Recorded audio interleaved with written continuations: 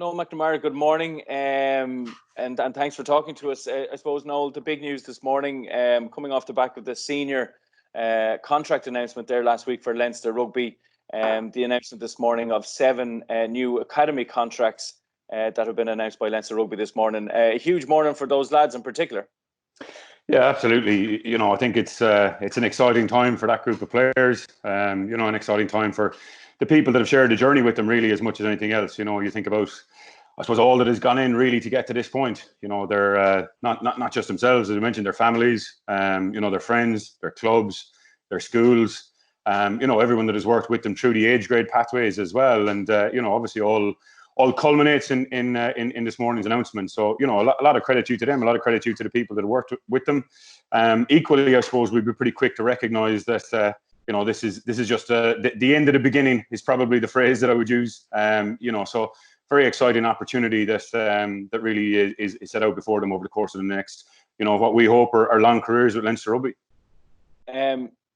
Talking about that as well, and talking about hopefully long careers, but you mentioned it there, I suppose, and it is only the beginning. But a little bit of clarity around that beginning and when that starts obviously came last week with the announcement that the academy lads will be allowed back to train from the 20th of July. So I'm sure for yourself, for the 7 lads and the rest of the guys in the Leinster Rugby Academy, good to have that clarity now.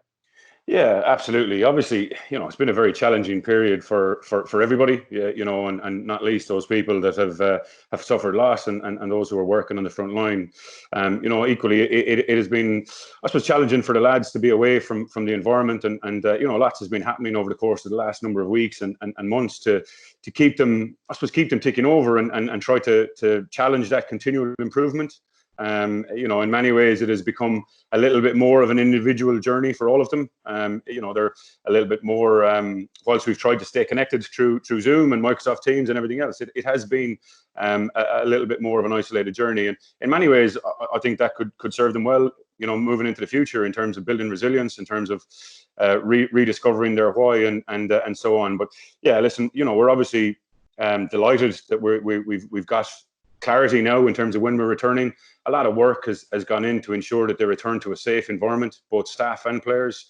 And a lot of credit is due to our medical staff, in particular to Mark Keneally and Derek Hurley, who obviously would have worked closely with the senior staff and taken learnings from them, and equally Joe McGinley and David Fagan, in terms of getting the Ken Wall Centre of Excellence, which I think is probably pretty important to say we're very, very lucky to have. We've recently opened, obviously last year, but we've got a fantastic purpose-built facility, really, which the players are going to be coming into on the 20th of July. So, still a bit of ground to cover in terms of ensuring that is as safe as it possibly can be. But a lot of the work has been done. Tell us about this group of 7 individuals, Noel. I mean, you know them well. I mean, spoke to you earlier about some of the characters and some of the background stories, but obviously you know them well from your time with the Ireland 20s as well. And you've seen that journey both as academy manager and Irish 20s coach. So tell us about some of the characters. And again, I appreciate it's early days and it's first steps in this Leinster Rugby journey, but what can people expect from the 7 that have been announced this morning? Yeah, I suppose it's interesting that you used the word character there a couple of times. I was looking at a video there the other day that was talking about talent is everywhere, opportunity is not, and I think that's a particularly apt phrase to use this morning. They've got a fantastic opportunity, and you look at the reason that they got the opportunity, and definitely capability is one thing, but I think beyond that, they've demonstrated that capability consistently across a number of levels, both with their clubs and schools, but also with Leinster and as you mentioned, with Ireland. But equally, they've demonstrated the characteristics, they've demonstrated that they have the capacity to go on and continually improve, recognizing that they're not the finished product. And I think that's really, really important. We've already spoken about the beginning in an earlier piece here. In terms of some of those characteristics, well, a lot of it is around it's around that desire for work. It's around recognizing that that they have to produce their best continuously. I think we've seen that from all 7 of them, to be honest. I've been very impressed with how they've gone about their business, and it has been through a variety of different ways. You look at someone like Andrew Smith, who is probably played a lot of rugby this year, on the wing for Leinster A's and has scored some pretty spectacular tries, both for Leinster A and indeed for Ireland that have been pretty well publicised. But, you look at the counterpoint to that, someone like Noel McNamara, who's had a bad injury during the course of the year, has rehabbed really, really well all through that, and has demonstrated a lot of the characteristics that we feel are really important for him to go on and do well. So, it's really important to recognise that. I think there's lots of great stories throughout. Obviously, Niall is a very accomplished Gaelic footballer for Crokes, and it's great to see people from different backgrounds coming into Leinster. Equally, I mentioned Andrew already, but strong Gaelic background in his family too, with his uncle having previously managed Galway.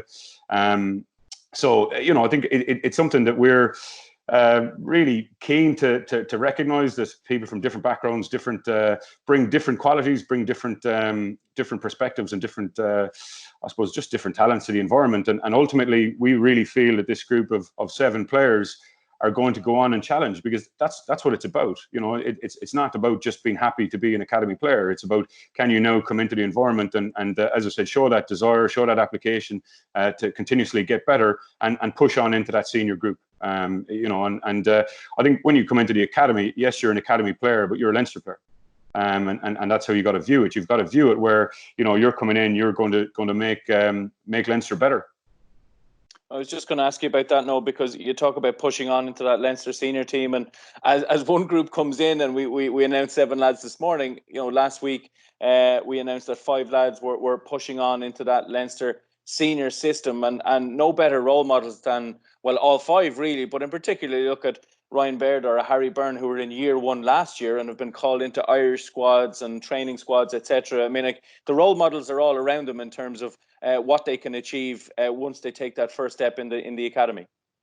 Yeah, absolutely. I think for me, it's like a whirlpool effect as much as anything else. You know what I mean? And you get sucked into it, and that's what it's all about. The role models are everywhere, and not just the recent guys coming through. If you look at the senior squad next year, 38 players out of the 46 came through the Leinster Academy. 40 out of the 46 came through the Leinster pathway, and I think we've often spoke about the importance of that. We saw Barry Daly, unfortunately, recently retired, but we also have Vak Abdeladze and Rowan Osborne, a really great example of 2 players who didn't come through the conventional system, but they were still very much part of Leinster, from playing Leinster under 20s and then going on through the club system as well. So I think there are lots of really positive role models. I think one of the real strengths of the academy has been that, I suppose, that connection to the senior group. Pay an awful lot of credit to the leadership at the top of Leinster, who nurture and foster that, in particular Leo, but also Stuart and Guy Easterby as well.